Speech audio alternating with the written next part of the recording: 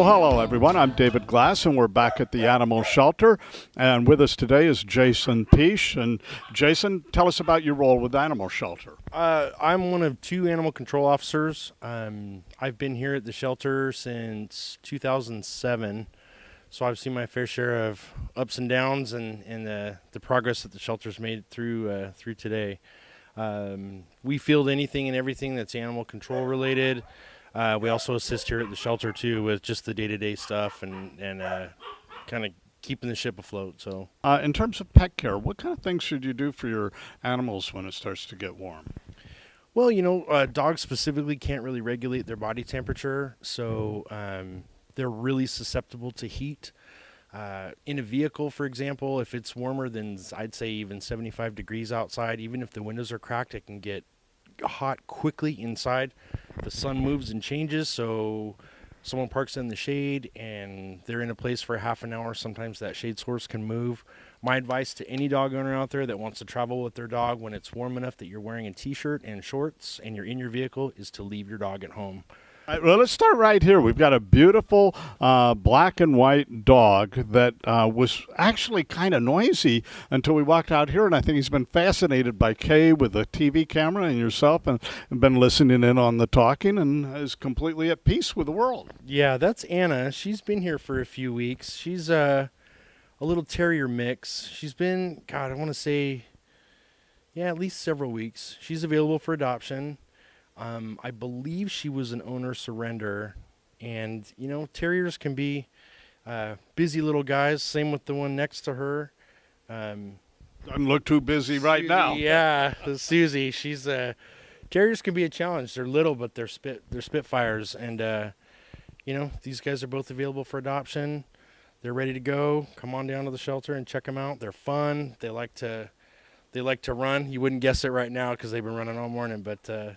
Cool little dogs. I'm a terrier guy, so I kind of have a little wink and an elbow for the little ones. There's one that's 11 years old over here, and that dog then is going to qualify for the senior program because if memory serves, the senior dog, here's the program for seniors. If you're 55 years of age or older and you adopt a pet who is 6 years of age or older from either the Petaluma or Sonoma County Animal Shelter, then you're eligible for the Silver Paws for Love program. And for more information, you can call the Petaluma Animal Shelter at 778-PETS. That's 778-7387, or the Sonoma County Animal Shelter at 565-7100. Silver Paws for Love is jointly sponsored by the Paws for Love Foundation, the Petaluma Animal Services Foundation, the Sonoma County Animal and Control District, and donations for this program may be sent to Paws for Love Foundation at www.pawsforlove.info. And Jason, this particular dog is 11 years old. Tina? She's 11 years old, and I don't know the details of the circumstance, but this is one of the dogs that, category-wise, that I mentioned earlier. She was surrendered by her owner. Lacey is a miniature Chihuahua, I think. Yeah, she's about as small as they come. She was an unclaimed stray, and she's a pretty nice little dog. Barky, of course. Here we are, to her eyes, we're humongous. But I know from personal experience with her, once you get her out of the kennel and start playing with her and handling her, she's a really nice little dog. It's just, different, all different shapes and sizes. She's just one of the smaller shapes.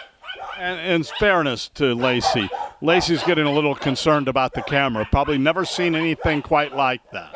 Probably not. And I mean, the camera is at least twice as big as she is. So I'd say she's doing her job by protecting her turf. And, a good example of what she may do if someone that you don't want knocking on the door or a cat on the windowsill that's not your kitty, she'll let you know.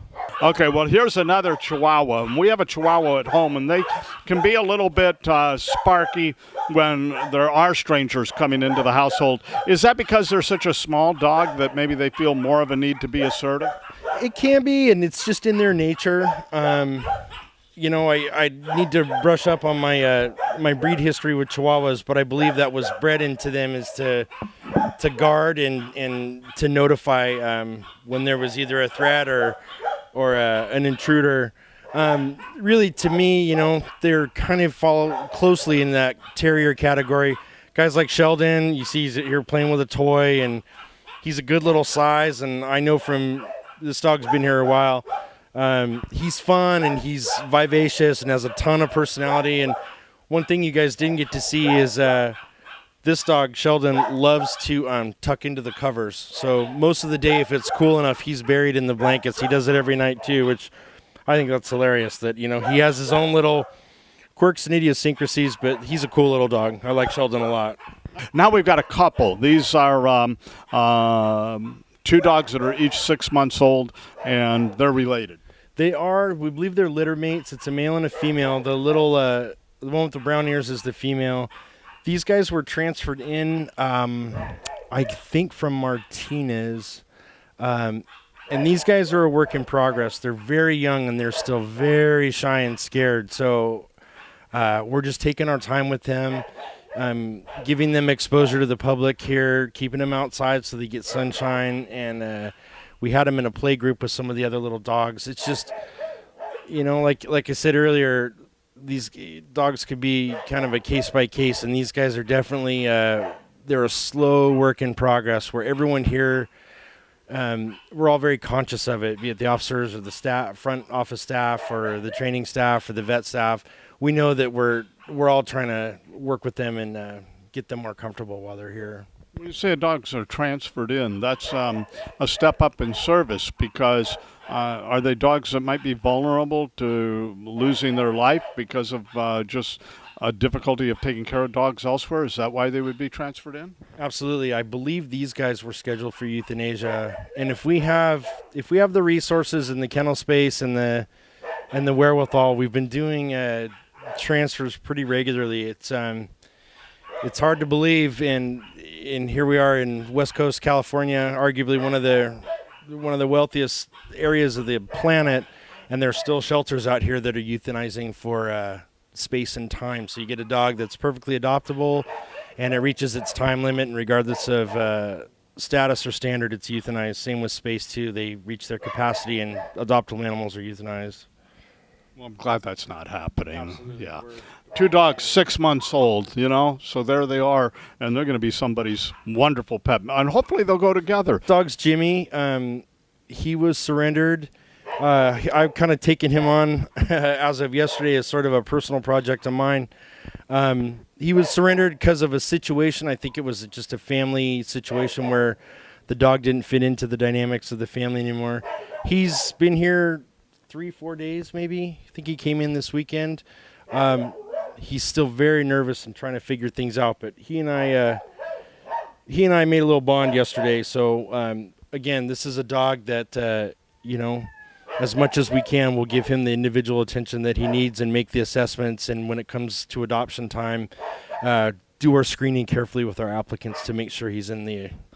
Okay, look at this. This reminds me of a dog that I used to see when I was a kid. I know there was a TV show that actually was the movies, but it was Our Gang, with Spanky and Our Gang. Yeah, Little Rascals. Yeah, looks like Petey. And actually, when that's one of our education tools, or at least mine, and I've heard it used around the shelters when people talk about pit bulls and pit bull mixes, and you describe to them, folks who will remember anyway, the Little Rascals and Our Gang and the dog. And it's funny to see people make that connection, like, oh yeah, it was a pit bull. And then the Buster Brown dog too was a pit bull. A little bit about these guys. They were the number one family dogs. A lot of the old books, if you pick up books of old pictures of dogs, a lot of them have pit bull pictures, and that's what they were bred for.